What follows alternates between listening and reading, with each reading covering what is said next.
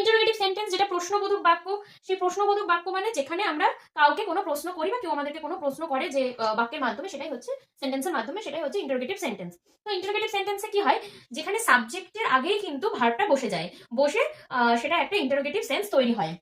তো একটা এক্সাম্পল নিচ্ছি, does he take tea, does he take tea, সে কি চা পান করে?